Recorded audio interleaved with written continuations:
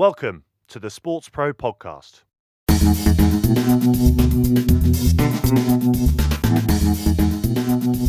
Hi everyone and welcome once again to the SportsPro Podcast. My name is Eoin Connolly.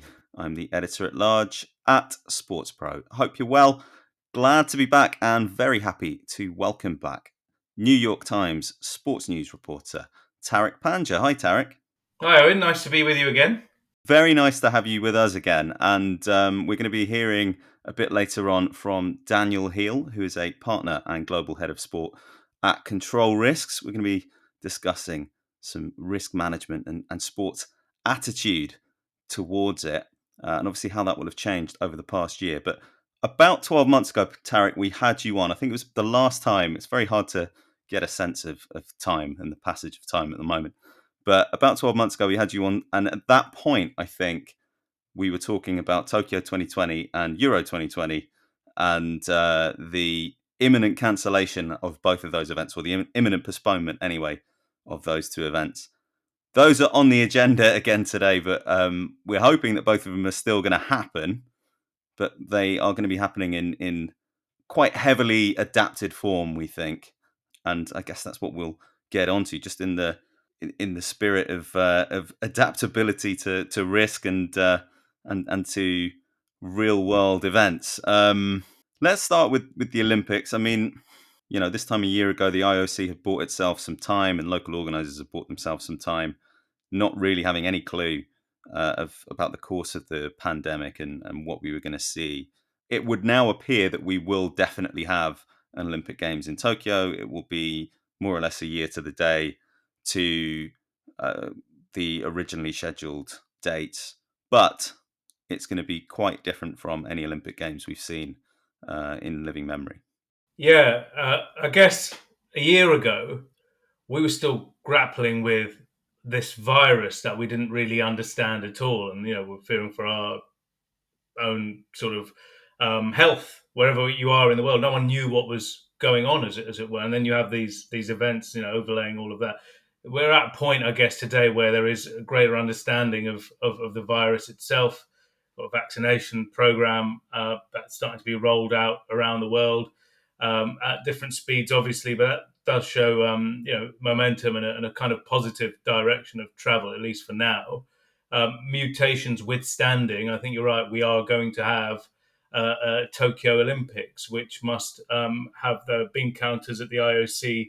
A huge sigh of relief there, but it will, like you say, be very different. And it just seems like a case of let's get it done and then move on, because I guess for the IOC and the sports that they fund, which is a large part of the world sporting body, even big organisations rely on the Olympics for a lot of their funding. It simply couldn't not happen, right? This thing needs to happen. It's going to be very different. The idea of overseas fans seems an impossibility, and that's one of the beauties of previous Olympics.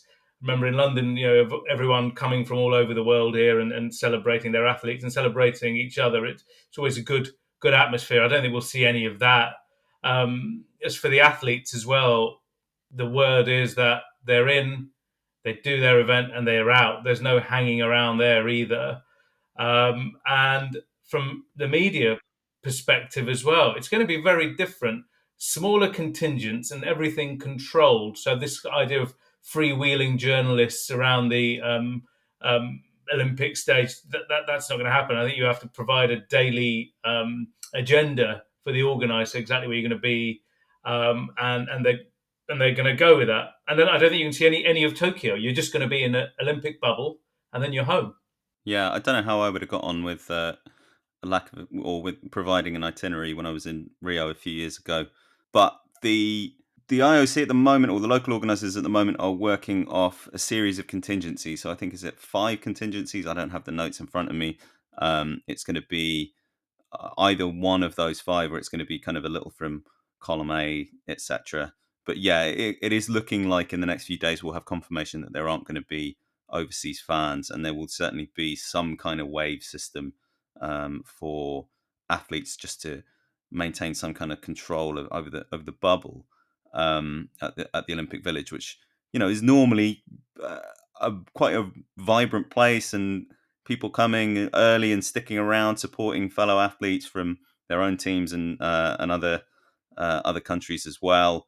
As you say, I think on the media side, both for cities and for sports, I think the kind of the freedom of the journalists who are covering the event and the media who are covering the event, small outside broadcast teams just picking up stories from across a city, painting a bit of the life of the city, picking up some of the smaller stories that you wouldn't have expected going into a games.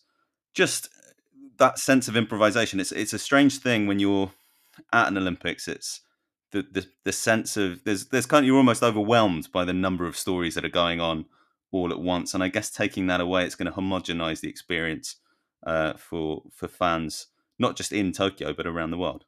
Yeah, some of the best stories are off diary. It's a very they're unpredictable. You look back at from a new sports news side, there was some classics at Rio. Famously, there was the Ryan Lochte swimming incident where he he claimed to have been the Yeah, victim. maybe these aren't the classics that the IOC would have wanted to broadcast. From a media point of view.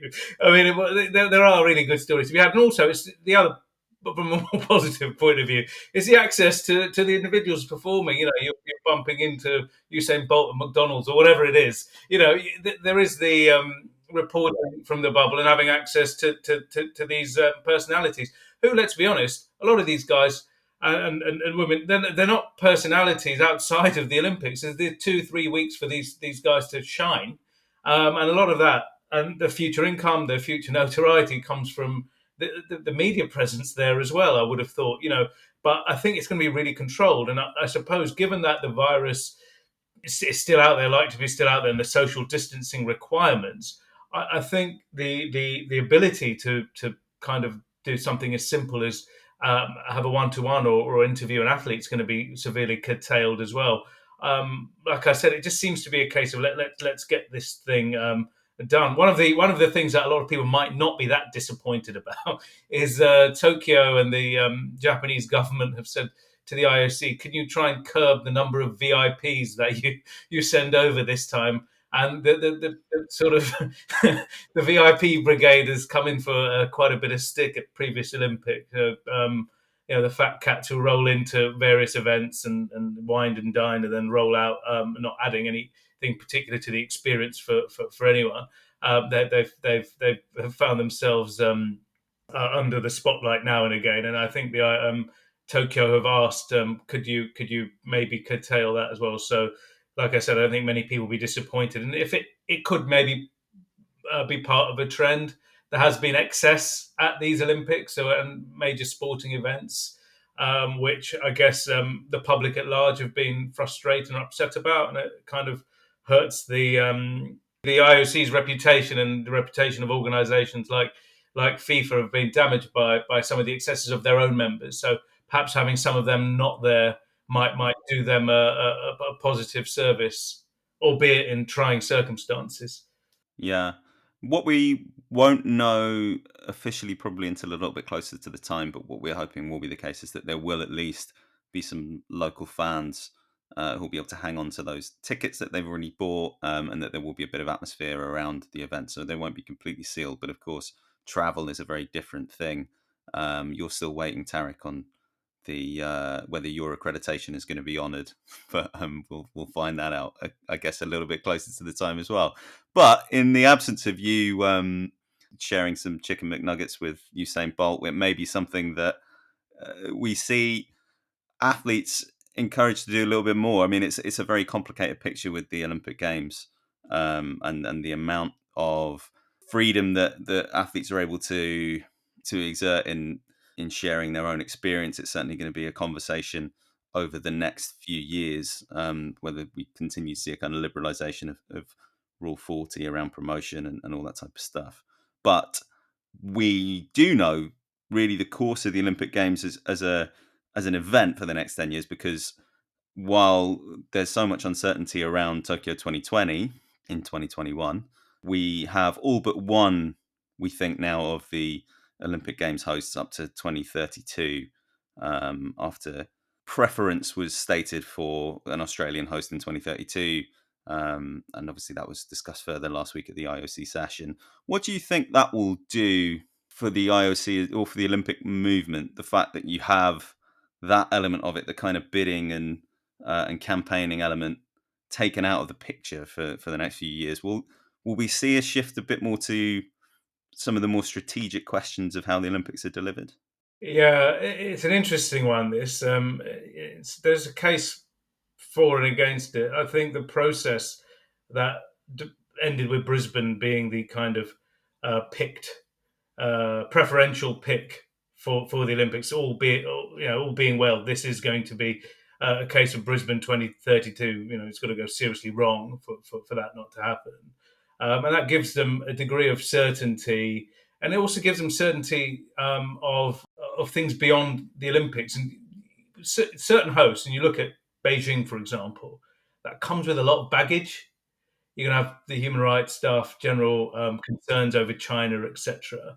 With a host like Brisbane, it's quite easy to manage that process. It's going to be, and also the professional capacity of the Australians in house to put a team together to build the stage for the Brisbane 2032 Olympics is perhaps the easiest country in the world to do it, given they have such a massive group of sports professionals there. And like you say, that does give them all of this time. And we heard some of this at the IOC session.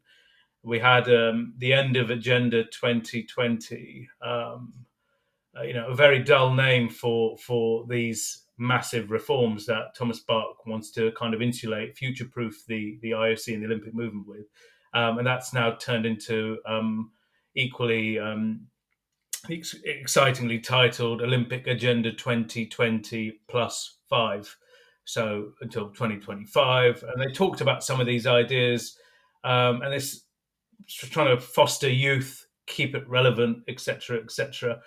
But the thing that I'm concerned about is this small group of people that come up with these decisions and these ideas. It seems to be a group of old geezers. Sorry to old geezers, but it is this group of old people who are trying to come up with ideas to make this institution relevant to young people, some who aren't even born yet, probably, right? So way into the future. And we're talking about things like esports and other elements to the process. And I guess this bidding element being taken out gives them time to do that. But it also, I think, unsettles a lot of people, that it kind of crystallizes a lot of power in a handful of people to have such a big influence on something as significant as the Olympic Games. We're talking about billions and billions of dollars worth of investment wherever this thing goes. And it has really frustrated people who are thinking about it, countries and cities who are thinking about it. Doha and Qatar being one. Germany, the government have spoken out against what they described as quite a murky process. And I think that is probably quite accurate, especially when it comes to Brisbane, given that this is a Games in Australia. The IOC's very influential Vice President, John Coates, has been head of the Australian Olympic Committee for 30 years. And he was also the man tasked with creating a template for this process that ended with Brisbane, his candidate, his city, being picked for the 2032 Olympics. And again, that does leave some questions for the IOC to answer. And these are questions that they're often not very comfortable answering.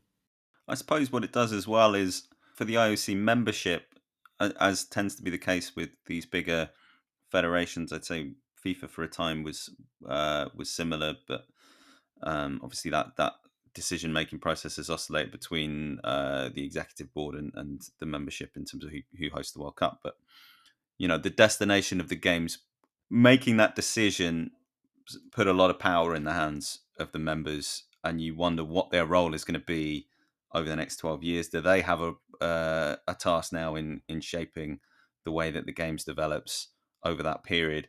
Does actually quite a lot of influence now reside with the local organising committees, because we know, for example, that they have quite a lot of discretion when it comes to which sports they introduce. And Paris has already made a couple of quite bold choices in introducing stuff like breaking. That will do quite a lot in determining what an Olympic Games looks like going deeper into the 21st century. And as you say, it's quite a lot of decision-making power has been consolidated with the IOC executive, because they have tried to remove some of the murkiness around the way that bidding races used to be viewed, and perhaps mastering that balance is something that they haven't quite demonstrated yet. But how will this change the IOC as an organisation? Will the membership have a role? Will other parts of the Olympic movement come to the fore? Is there an opportunity, particularly as they're trying to retain that relevance for athlete bodies to become more, move closer to the centre of things in the next few years? It's an interesting question. I think the committee was about 100 members. Those guys seem largely irrelevant unless they're individually placed on some of those decision-making committees. So a few of those who are on those will have a degree of influence. I think a lot more power is within the executive, the workers, the professionals at the IOC, which might not be entirely a bad thing, given that they are the experts in their field. But yeah, I think a lot of it is in the shape of the leader. Depends on how much Thomas Bach is willing to trust. You mentioned athletes. If you want a greater athlete voice, you wonder with him whether he wants a greater athlete voice, really, or for show, because there are a lot of athlete outsiders. That's what I've noticed. There's been a trend in these movements outside of, say, the IOC Athlete Commission or the WADA Athlete Commission, or anything like that, outside of these defined positions, which a lot of people are saying are largely controlled by, say, the IOC or the WADA, and people can't really speak up and speak freely. There's a lot more criticism, a lot more sharp comment from voices outside, athletes who are still competing and those who are retired, relevant names to people around the world who might be seen as too risky to be within the IOC framework. I mean, I couldn't help but notice among the people falling over themselves to laud Thomas Bach on his re-election unopposed the other day was Danka Bartakova, the head of the IOC's internal athlete commission, and she was just couldn't stop telling what a great honor it was for her to be the first to congratulate him, what a great job he's been doing.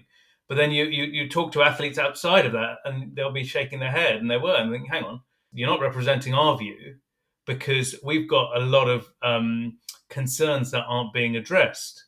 So again, in terms of what you're asking, in terms of the future, are the athletes going to have a greater say? It depends on whether Thomas Bach wants them to, and it depends on which athletes he's willing to listen to. But it will be interesting, and I think, as I said earlier, it will almost be an upshot of perhaps a more standardized media experience this time, to see the value that athletes bring to the table as kind of ambassadors for the games, commercially as well as performing in the arena. The next year, I mean, a lot of the conversation around Tokyo and the uncertainty around what kind of event we're going to see there has had the effect of not quite kicking down the track, but it's obscured the debate that's going on around Beijing 2022 a year from now, which is going to get louder. It's really unusual that we have two Olympic Games it's unique that we have two Olympic Games this close together in the kind of modern biennial era.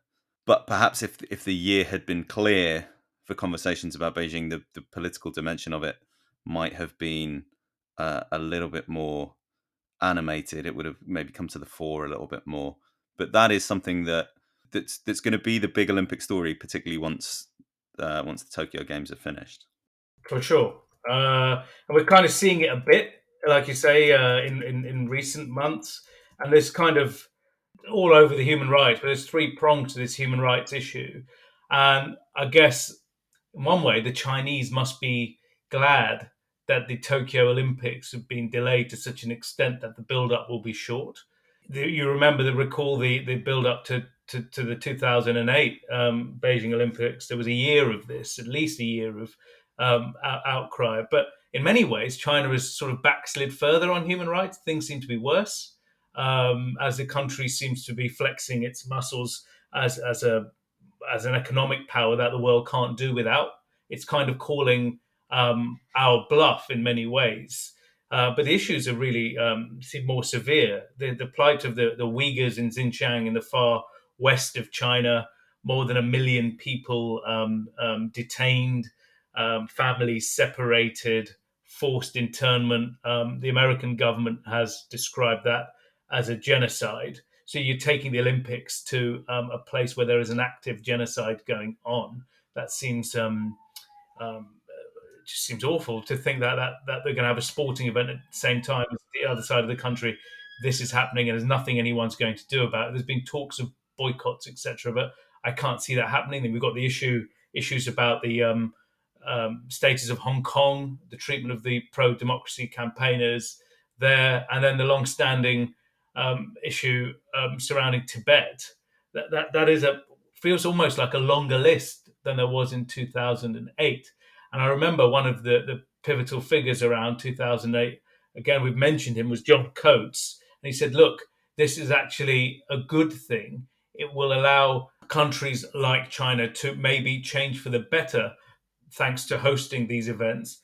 I think history has proven him wrong on that score. But the economic might and the importance of Beijing and China to the Olympic movement is quite significant as well. So the IOC finds itself in a tricky place, not wanting to condemn, a genocide, while at the same time kowtowing to this organisation, which is, it took it out of a jam. If you remember, they only had 2 potential hosts for these 2022 Olympics: Kazakhstan and China. So it wasn't. It was an invidious choice, and they've ended up perhaps the safer of the 2 in Beijing. But yeah, I expect the howls of resentment to get louder as this approaches.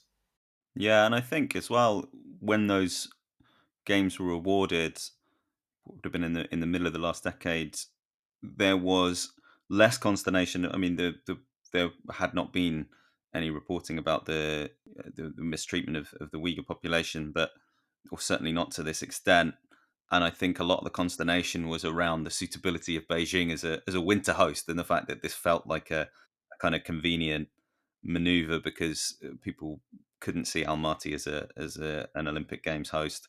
Beijing had the infrastructure and the resources, if not the snow, and so it was pressed into service. But yeah, this is something where certainly it's been overtaken by events in a quite different way from Tokyo, but it has put the IOC in a position where it's defending things that it's going to be very difficult to defend, put it that way. And we can expect that there's not going to be any change to Beijing's hosting status, and we can expect that there's going to be more charm offensives, I guess, from Beijing in the nature of the Sinovac vaccine offer that was made in the last few days. But I think as well, it now creates the kind of sphere of political debate that sports events hosts tend not to like, and that will be governments from other parts of the world using this as a platform to discuss some of the relationships that they have with China, and that a lot of them are in a similar bind because of, as you say, the economic importance of that country, in spite of the kind of antipathy that its government is beginning to have with counterparts in other nations. You're listening to the SportsPro Podcast. Okay, well, that is going to become a bigger and bigger conversation as the year wears on. But let's move on to events that are going on in 2021 that were meant to be happening in 2020. And the UEFA Euro 2020 is the biggest of those. We've been talking about the stability of the Olympic model and the idea that they know where they're going to be over the course of the next 10 years. UEFA have a slightly less strong idea of where they're going to be over the next 16 weeks because the status of different coronavirus restrictions is going to vary from country to country.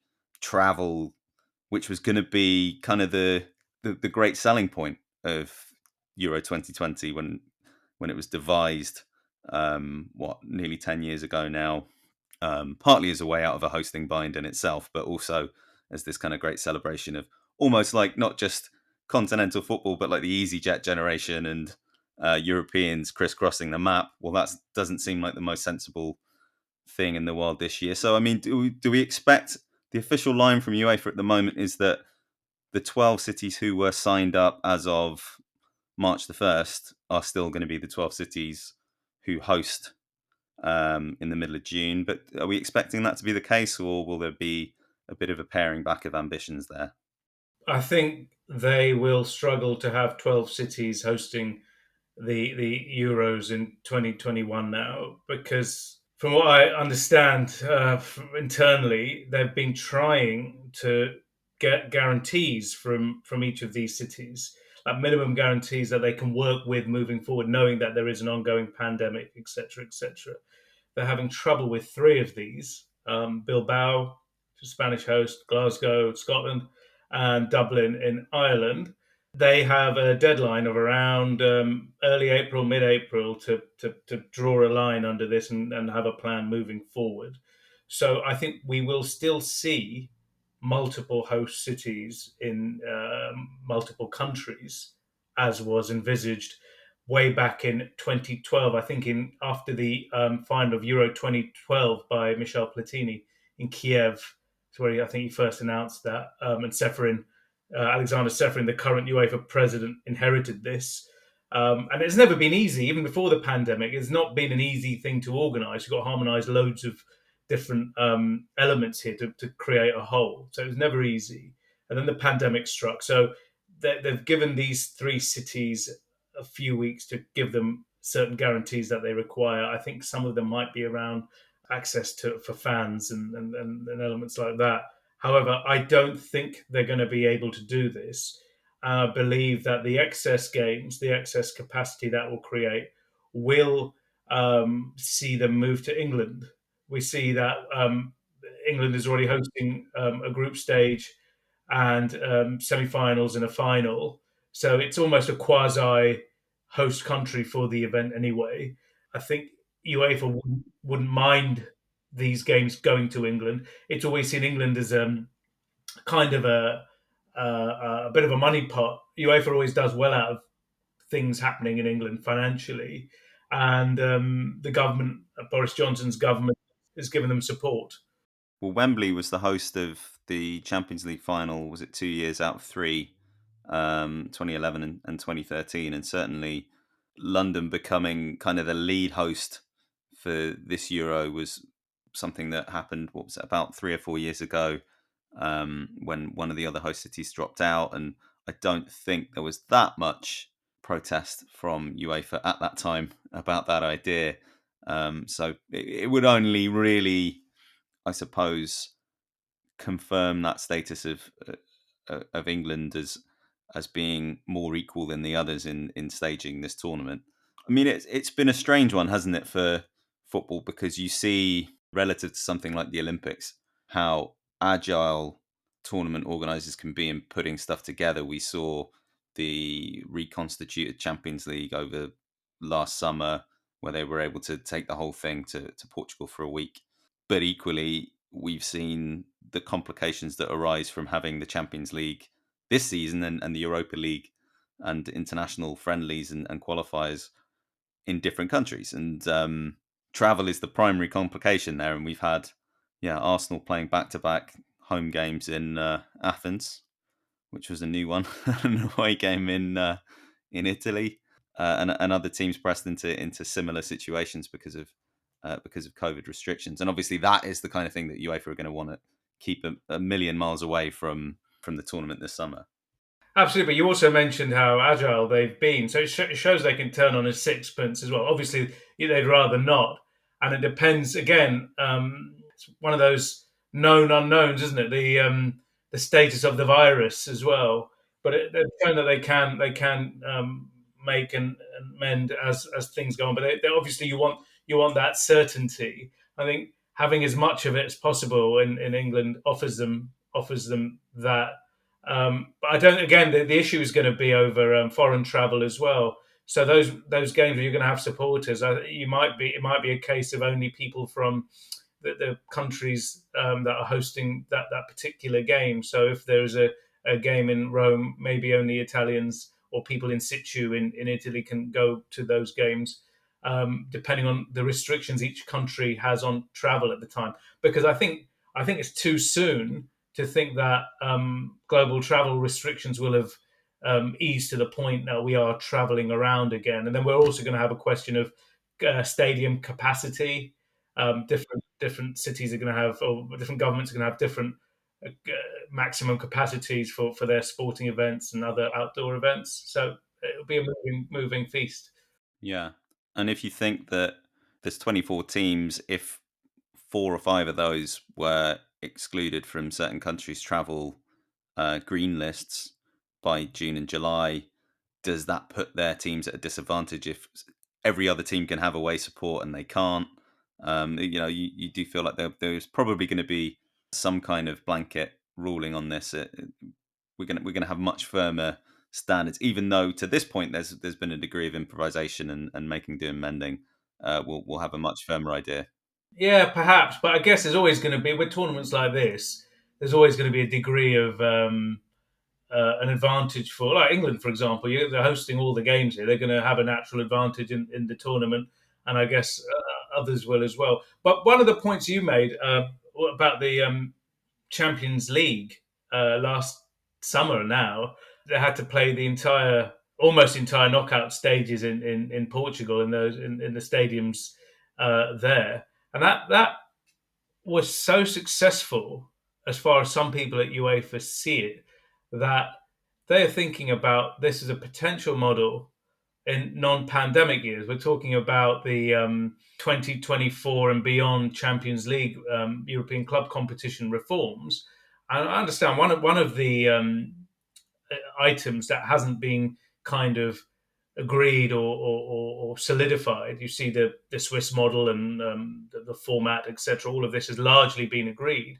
But up until now, there are still some whispers that there are very senior people that are thinking, hey, we can have a finals week, a final fours week, the semi-finals and the final in one place, and have it like a Super Bowl week, and generate all that interest and excitement.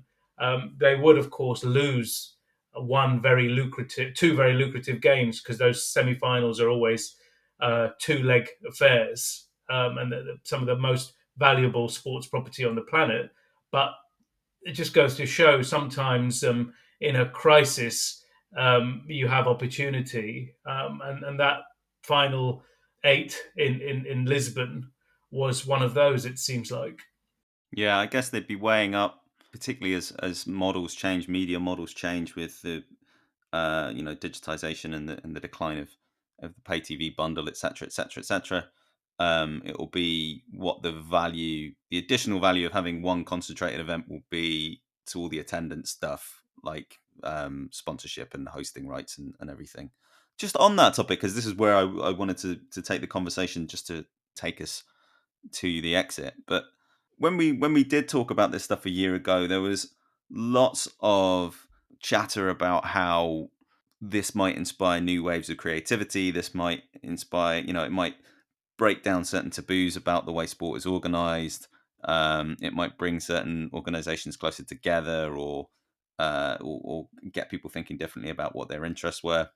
What's your impression been of how that has progressed in the 12 months since? Do you think that, because we do now have a bit of a backlog of major events, we're going to have different things running into each other? The 2 events we talked about this year won't suffer from that particularly, but others will, from the kind of the crunch that we'll get in the next 18 months. Where do you think that's all gone? Well, yeah, from an ideas perspective, I don't think we've been in a time where there have been more ideas bubbling up. So we've also seen a great degree of self-interest behind these ideas, behind those pushing each of these agendas. particularly in football. So we look at Premier League. We had during the pandemic period, we had Project Big Picture, which you may have discussed with your listeners and your readers ad nauseum before, which was a big reform of the Premier League and the English football pyramid as a whole. We've had European Super League talks at a level that for me is unprecedented, where it's been designed in such granular detail that they're almost at a turnkey point. If they turn away from this UEFA expansion model, they've got something else to go to. I've not seen something as defined as that is right now. Today, as we're recording this, the Belgian league has voted to create a joint league with the Netherlands, should the Netherlands agree. Type of regional football. We have had the new president of CAF endorse an African Super League being pushed by Gianni Infantino. So it goes on and on and on. We've never been in a point where there's been so many ideas. And I think the pandemic, in a way, has accelerated that. Fears over the future, fears over the current, trying to preserve each entity trying to preserve its own status, I guess, in the footballing spectrum. And then you guess if you look wider afield, we talked about the IOC. There seems to be a hurry with other sports as well to try and maybe, I wouldn't say momentum is the right word here, but use this kind of pause, this freeze, this kind of real moment of crisis as a time to reflect on the future. What I'd be interested in is how many of these ideas actually come to fruition. As well today, read Arsene Wenger wants a World Cup of football every 2 years and a Euro every 2 years. That's another one. That's all in 1 week. So yeah, all of these ideas, and each of those individually in the regions that we're talking about, either globally or locally or regionally, will amount to massive upheaval and the biggest change in that particular country, region, tournament that we've seen in generations. And I suppose the other side of this is power. All of these involve contests between different stakeholders for power, even if we're talking about whether rights holders can engender a bit more agility in how they put events together, can move a bit more quickly. Well, there will be people within those organizations, within those environments, who are saying, well, we can do lots of things lots more quickly if we have lots fewer stakeholders with a meaningful say here. If you give us a little bit more decision-making authority, then we can make things happen very, very fast. And, when you think about the money that is around sport now, that is kind of hovering over as a means of investment to take it into this digitized phase 5 or 10 years from now, a lot of these conversations are going to be had at that level, aren't they? As well as the kind of traditional blazered authorities that have made decisions in the past few decades. Yeah, I think it feels like they might become a bit of an endangered species in many ways, given that the direction of travel. We've seen a huge interest. Again, this is unparalleled as well, I'd say, the interest of private equity. Perhaps they see sport as a distressed asset right now, but one with a future. They see perhaps higher returns in the sports sector than what they would traditionally have invested in. You look at it, you saw the rugby deal with CVC recently. You got a ton of private equity companies hovering over rights for Italian football, Bundesliga, etc. I mean, that there is a sense that they believe that they'll engender a greater degree of professionalism, smartness, agility to make decisions for commercial reasons rather than political reasons that it's traditionally have favoured a sort of coterie of sporting elite, as it were, moving chess pieces around committee seats, etc., etc. However, there is, I can sense a big pushback from the kind of traditional fans of these sports, particularly in football.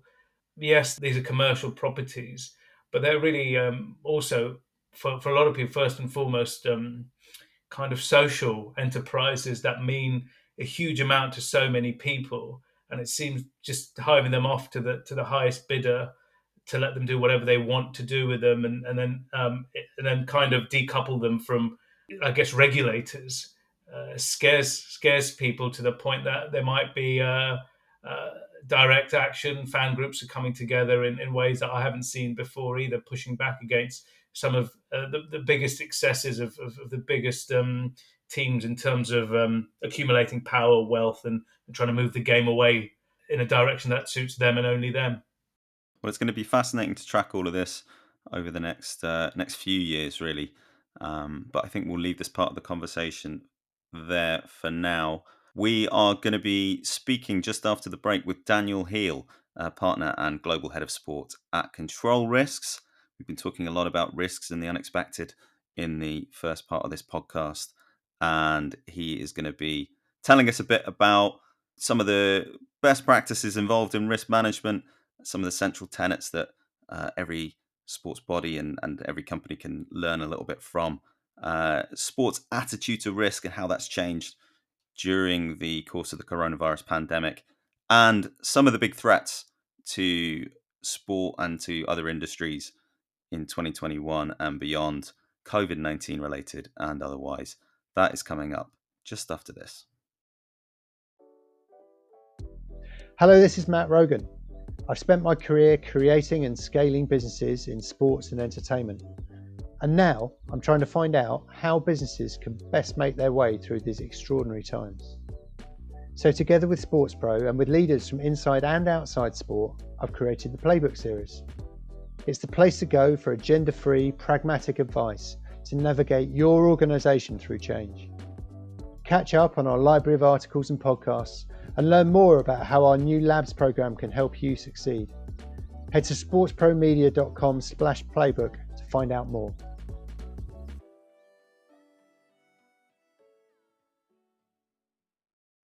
Daniel Heel, partner and global head of sport at Control Risks. Welcome to the SportsPro Podcast. Thanks very much. Great to be here.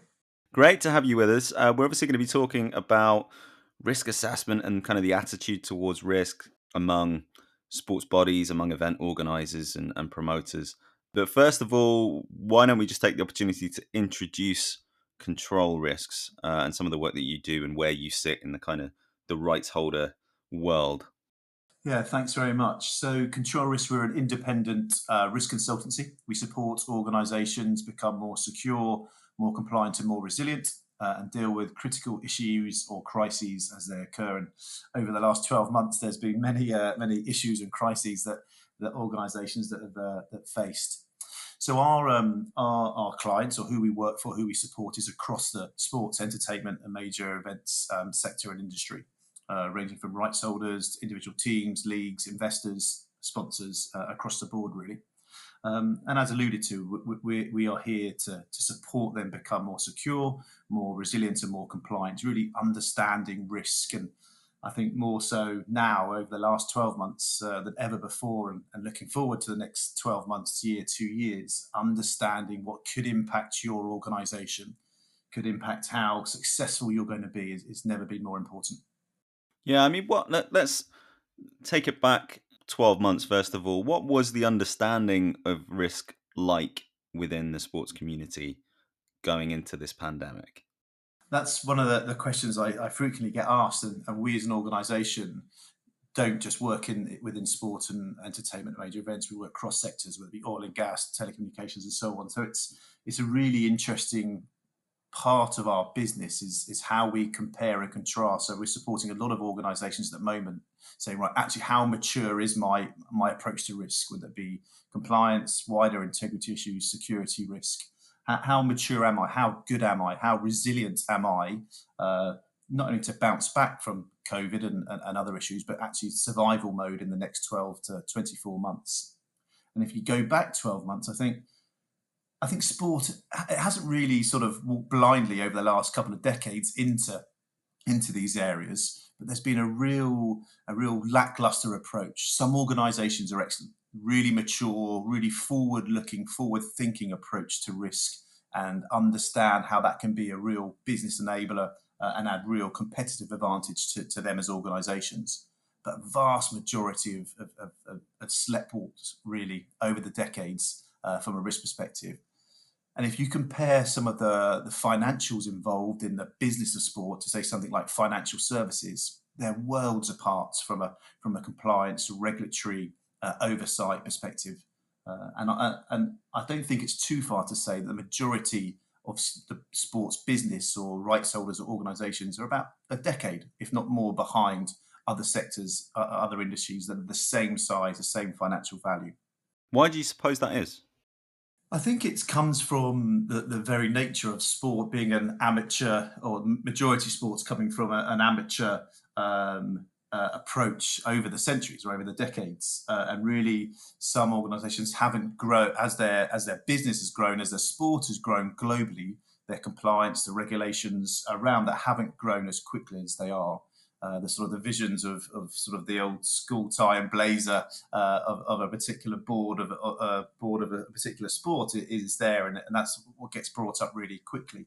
So I think just the pace of change within sport hasn't kept up, and there hasn't been a demand by those in charge or those holding the power to give up some of the power and really changing that mindset about you're not losing control, you're not losing power, you're reinforcing your position, you're reinforcing the survivability and resilience of your organisation. So the fact that on the business side of things, it's younger, I guess, as an industry than some of the other sectors you work in. Yeah, I think so. It's definitely younger, and it's, if you take that amateur sort of approach to on-field, off-field, and then take it to the boardroom, take it from a more business perspective, it's never going to keep pace.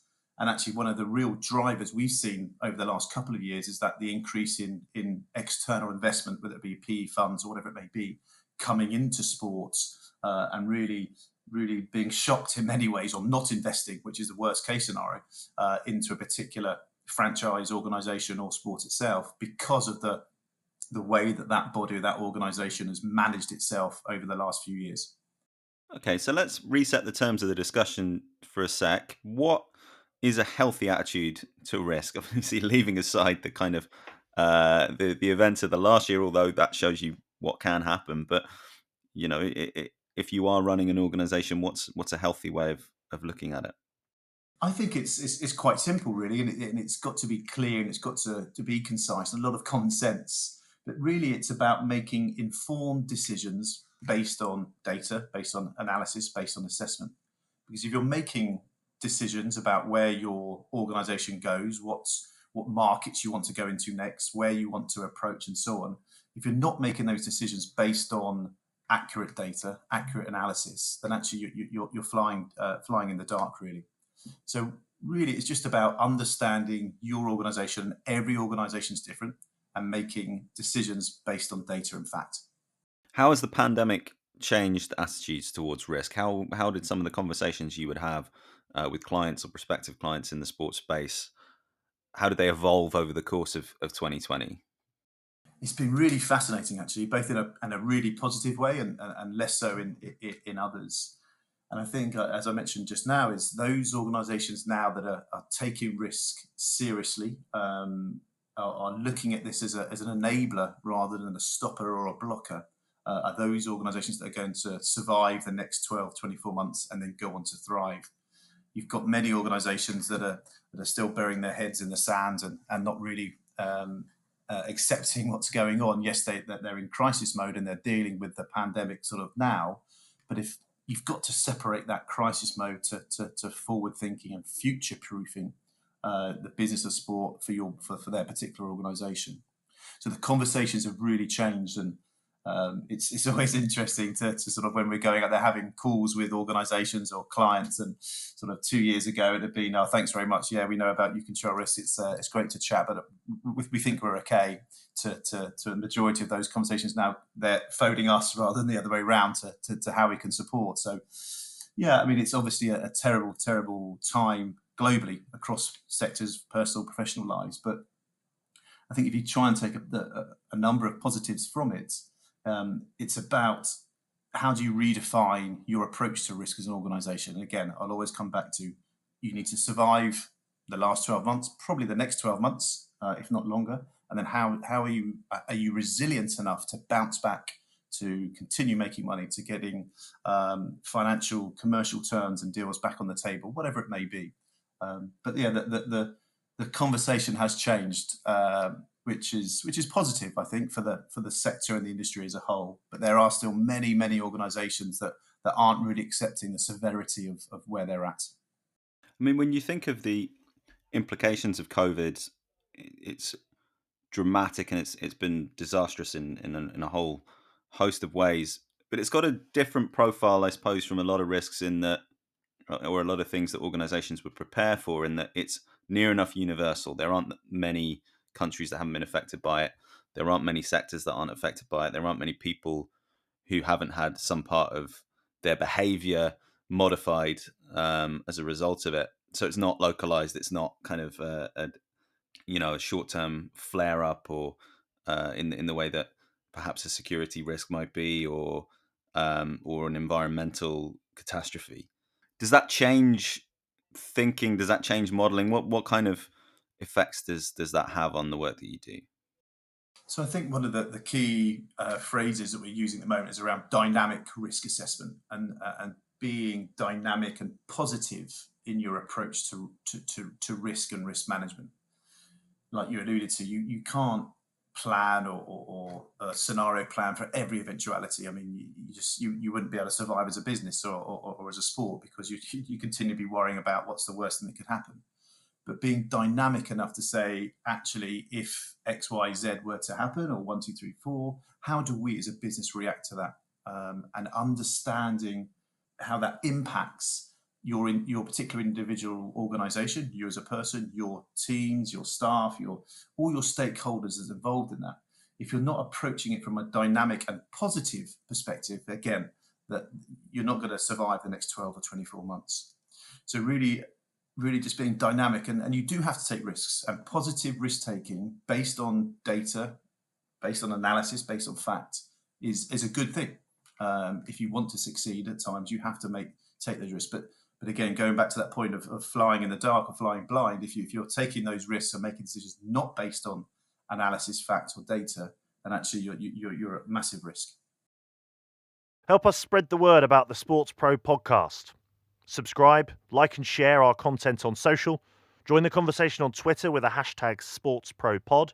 And if you're enjoying our work, why not leave us a rating and a nice review on your podcast platform of choice? And if you want to get in touch, you can send us an email, podcast@sportspromedia.com. The SportsPro Podcast. We're listening too.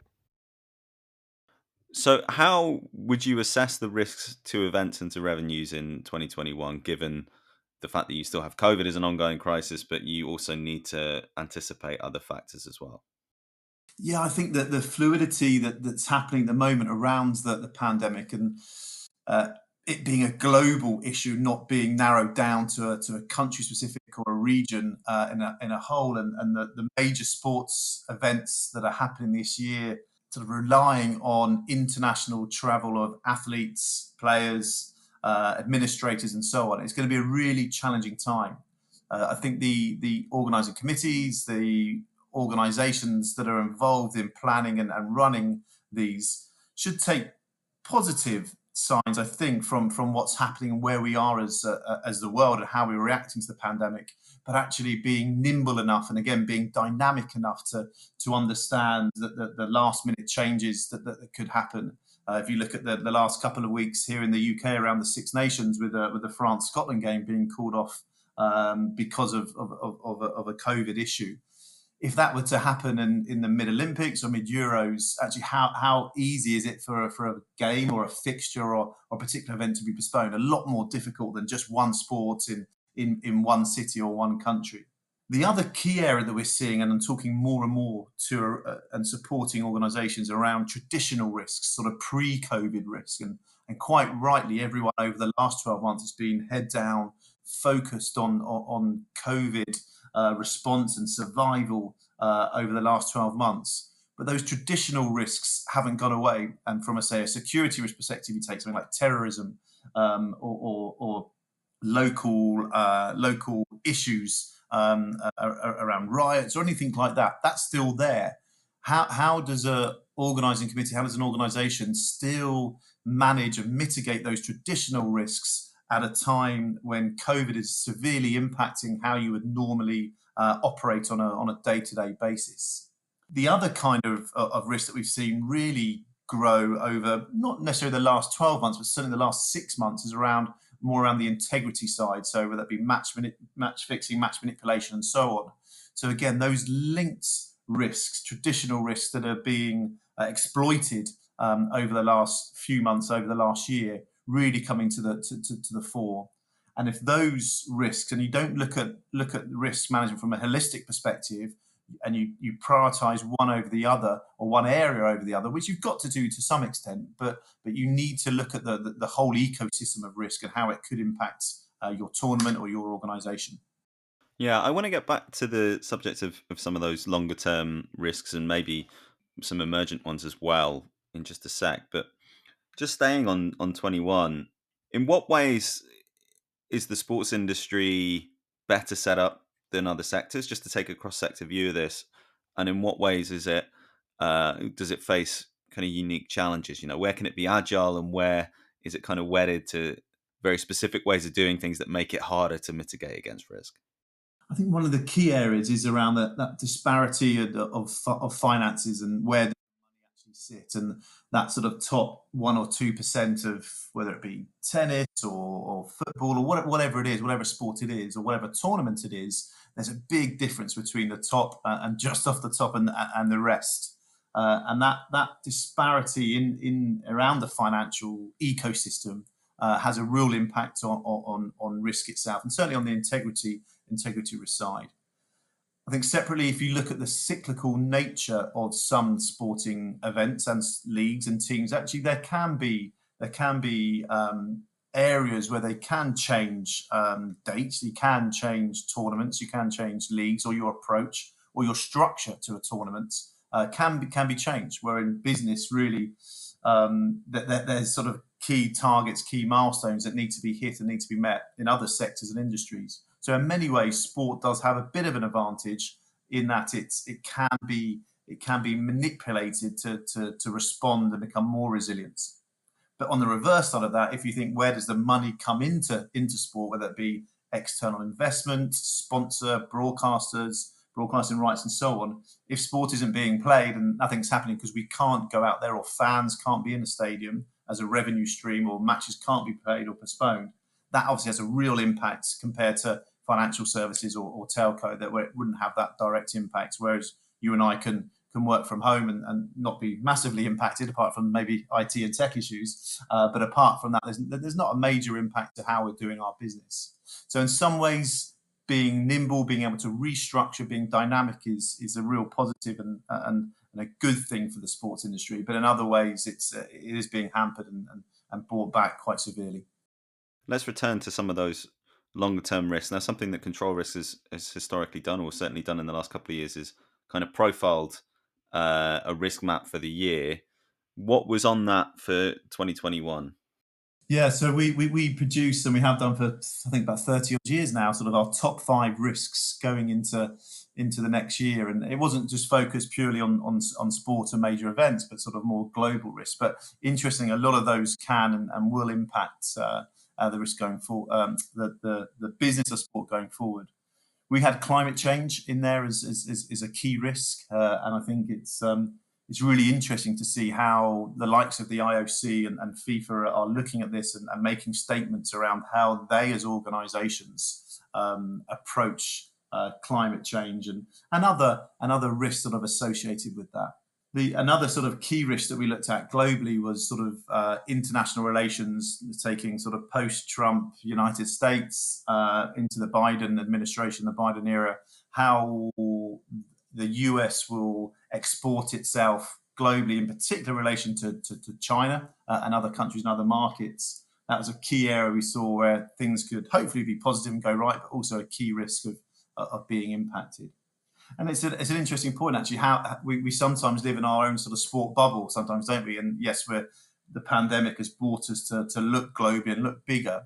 And we do look globally through tournaments and whatever it may be. But actually, how does other business, how does the other risk affecting organisations around the world? So if you take a major sponsor, for instance, if their core business isn't thriving or surviving and thriving, they're not going to sponsor or be involved in a particular sport or tournament going forward, or might delay, or might try to renegotiate contract terms. So I think stepping back sometimes out of our industry, out of our sector, to look at the bigger global picture from a risk and financial perspective is really important. It's interesting there because we've spent a lot of this conversation talking about the viability of events and risk in those terms. But of course, some of those top line things are going to affect the bottom line. They're going to affect revenue streams. They're going to affect partnerships. They're going to affect, some of the longer term relationships that bodies in sport or brands might be hoping to build. Most definitely, and not being able to look forward sort of 3 or 5 years. Again, I come back to one of my previous points around stepping back, and yes, you're in crisis mode. You're managing the pandemic right now, but actually, if you're not, how can you plan 5 years ahead if you have no idea what your next year to 2 years of revenue, income, or sponsorship or investment is going to look like? It's a really difficult time, and a lot of the work we do at Control Risk is around sort of scenario planning of looking at if this happens, what's the impact and what's the likely fallout, and being able to look forward. And again, this isn't looking at 1,000,001 different scenarios, because you'll be sat there all day writing what could go wrong to you as an organization. It's again positive and dynamic risk assessment, risk management, looking at how you can survive and thrive and get out of this next 12 months and look forward to the next 3-5 years and beyond to be successful. And what's the kind of weighting that you apply in that process, where you've got something like climate change, which is a long-term existential societal risk that affects everybody, and then you might have shorter-term economic risks, you might have regionalized tensions, you might have political relationships, as you discussed, that play out over a 3 to 5 year period. How do you go about modeling all of that? Yeah, there's many ways of doing that, and sort of being bespoke to the organisation that we particularly are supporting at that time, of bringing in that strategic, global, top end, high level areas of risk down to the minute detail. And I think our global footprint of sort of 37 offices allows us to understand what's going on sort of outside the front door of your head office or outside your stadium, as well as that top tier strategic issues. And the weighting is a complex way. There's many ways of sort of dashboarding or percentages, or how you as the end user want to read and receive your data and the advice that we give. But really, you can't ignore one over the other, i.e., short term versus long term. They've got to sit hand in glove. But again, if an organisation is not going to survive the next 12 months, and is not resilient enough, and not dynamic enough, they're not going to survive the next 3 to 5 years. And that might sound something silly to say, but actually, it's you really do need to focus on the now. But if you're not focusing on the now, and in 12 months' time you get your head out of the ground, you think, wow, we just survived COVID-19. What's next? And you realise you haven't got a business, you haven't got a fan base, you haven't got any commercial partners. So it's a real balance and mixture of short-term survival and long-term sort of thriving. Are there any risks that people might not have thought of that you would highlight? That's an interesting one, actually, and the current conversations we're having is around that. Again, trying to step back and yes, we're fighting the pandemic fire at the moment to on survival mode, but outside of that, what's the associated risks? And we talked before about those traditional risks still being very much at the play, but if you take an example of sort of third-party risks, so you're organising an event that was meant to happen 6 months, 12 months ago, or there's been a delay. You've got a third party, I don't know, someone that's providing food and beverage or providing merchandise, that they've had a business plan, could be a small company, local company to that event, that's sort of had stock that was meant to sort of be sold 6 months ago, and they've been sat on that stock with no income for the last 6 or 12 months. How does that change that's changed their risk profile massively? As in, what were they be accepting or willing to do from a risk perspective that they weren't going to do, or they wouldn't do 6 months ago? But what's the knock-on effect to you as the event organizer, or that sports team, that you've now got a third party whose situation has changed massively? And how could that impact you? What's the reputational risk, or what's the knock-on risk for you as the event organizer or the team or the league to be involved in that? So I think that the key point here is yes, definitely survival mode and looking at the risk right in front of your face, but actually you do need to have a holistic view and a top-down view of what else could impact you, both traditional risks, but those knock-on indirect risks from the pandemic. Just to finish, Dan, how are organisations in sport going to go about instituting best practice coming out of the COVID-19 crisis? And to put it another way, if somehow you weren't thinking about risk over the last year, where would you start? What would the first steps be towards approaching this properly?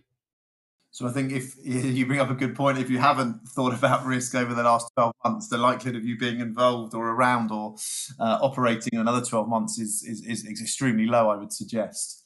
But I think if it hasn't been at the sort of the priority or you're as an organisation concerned about it, it's just sitting back and thinking, where am I? Where are we as an organisation? What are our external threats? What are our internal threats around survival and then onward? How do we become more resilient? So I think the first real step is accepting the position that we are in globally, the things you cannot control around new variants, around vaccine rollouts, things like that. But then what can you control within that? And having a positive, dynamic approach to risk management. And again, people have, as I said earlier, people have paid sort of lip service to it within the industry. Not everyone, but a large number of bodies, organisations and individuals. But really just accepting that risk management is good for you as an organisation, surviving the next few months, next year, and then going on to become to be extremely successful. So I would say, sit down, think, common sense. How do we get out of where we are now, and how do we become stronger and more successful going forward? A lot of that can be done internally with existing teams, with you as people, and I'm sure, like you and I have done with our own personal lives in many ways, of how we've got through the last 12 months, whether it be relationships or children or whatever it may be, is looking forward now to say, right, how do we become more successful? How do we become more resilient to ensure that when we do come out of the next 12 months or longer, that we bounce back stronger and more successful than we were before? And risk management, I really believe, plays an integral and central part in that and looking forward. Dan, it's been fascinating. Thanks very much for your time. Thanks very much. Great to speak to you. Print, digital, events, podcasts, SportsPro. All right, that'll do it for another SportsPro podcast. Thank you very much to Daniel Heel for his time there. Thanks again to Tariq Panja. Nice to be with you again, Owen. Look forward to the next time. Likewise. And thanks to all of you for listening. We'll be back with you again very soon. Bye-bye. The SportsPro podcast is published by SportsPro Media. The producer is Ed Dixon.